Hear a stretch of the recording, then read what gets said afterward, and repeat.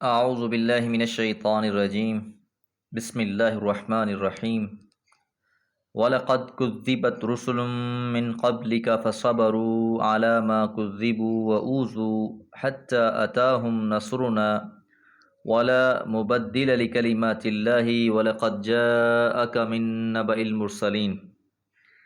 سورۃ الانعام آیت نمبر 34۔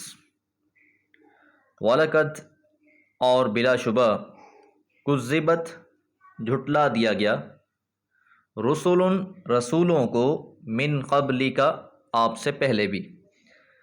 رسول لفظ جمع ہے رسول کی، رسول مفرد اور رسل اس کی جمع استعمال ہوتا ہے۔ آیت نمبر 33 میں بھی یہی موضوع تھا کہ رسول اللہ صلی اللہ علیہ وسلم کو تسلی دی جا رہی تھی کہ انَّهُ لَيَحْزُنُكَ الَّذِي يَقُولُونَ فَإِنَّهُمْ لَا يُكَذِّبُونَ وَلَكِنَّ الظَّالِمِينَ بِآيَاتِ اللَّهِ يَجْحَدُونَ، کہ بے شک آپ جانتے ہیں کہ حقیقت یہ ہے کہ یقیناً وہ آپ کا انکار نہیں کرتے، آپ کو نہیں جھٹلاتے، لیکن وہ اللہ تعالیٰ کی آیات کا انکار کر رہے ہیں، یعنی وہ دعوت انہیں قبول نہیں ہے جو آپ پیش کر رہے ہیں۔ تو یہ صرف آپ کے ساتھ نہیں ہوا، بلکہ آپ سے پہلے بھی جو اللہ تعالیٰ کے رسول آئے ان کے ساتھ بھی یہی معاملہ رہا۔ لہٰذا آیت نمبر 34 میں اسی بات کی وضاحت کی جا رہی ہے کہ وَلَقَدْ كُذِّبَتْ رُسُلٌ مِّن قَبْلِكَ، آپ سے پہلے بھی رسولوں کو جھٹلایا گیا ہے۔ اب انہوں نے کیا کیا؟ فَصَبَرُوا، پس ان سب نے صبر کیا، عَلَىٰ مَا كُذِّبُوا، اس بات پر جو انہیں جھٹلا دیا گیا۔ تو اس آیت میں ایک دوسرے طریقے سے آپ کو تسلی دی گئی ہے کہ صرف آپ ہی کو نہیں بلکہ آپ سے پہلے کئی انبیاء اور رسل کو بھی جھٹلایا گیا، اس لیے آپ بھی اسی طرح صبر و استقامت سے کام لیں جس طرح انہوں نے لیا۔ اور وَأُوذُوا، انہیں بھی تکلیف دی گئی، حتیٰ، یہاں تک کہ آتاہم، آئی ان کے پاس، نصرنا، ہماری مدد۔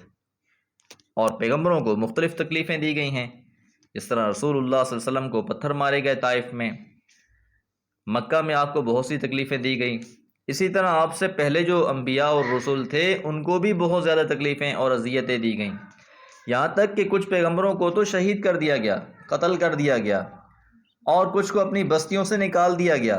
تو یہ سارے معاملات ساتھ ساتھ چلتے رہے، انہیں بھی اذیتیں دی گئیں۔ وَلَا مُبَدِّلَ لِكَلِمَاتِ اللَّهِ، اور نہیں ہے تبدیل کر دینے والا، لِكَلِمَاتِ اللَّهِ، اللہ کی باتوں کو، یعنی اللہ کی باتوں کو بدلنے والا کوئی نہیں ہے۔ تو کلمات اللہ سے مراد کہ اللہ تعالیٰ نے جو آپ کی نصرت اور آپ کو غالب اور کفار کو مغلوب کرنے کا وعدہ کر رکھا ہے وہ تو ہو کر رہنا ہے۔ ٹھیک ہے، فی الحال یہ اذیتیں بھی دے رہے ہیں، تکلیف بھی دے رہے ہیں، آپ کو مکہ چھوڑنا بھی پڑ رہا ہے، سارے معاملات ہیں، لیکن اللہ کا وعدہ سچا ہے کہ اِنَّا لَنَنصُرُ رُسُلَنَا وَالَّذِينَ آمَنُوا فِي الْحَيَاةِ الدُّنْيَا وَيَوْمَ يَقُومُ الْأَشْهَادُ، کہ یقیناً ہم مدد کریں گے اپنے رسولوں کی اور جو لوگ ایمان لے آئے ہیں اس دنیا کی زندگی میں، اور اس دن بھی اللہ تعالیٰ کی مدد حاصل ہوگی جس دن انسانوں نے اللہ کے ہاں حاضر ہو جانا ہے۔ اور اسی طرح ایک اور جگہ میں سورہ مجادلہ میں اللہ تعالیٰ نے فرمایا کتب اللہ لأغلبن انا ورسلی، کہ اللہ تعالیٰ نے یہ بات لکھ دی ہے کہ ضرور بضرور میں غالب رہوں گا اور میرے رسول بھی غالب رہیں گے۔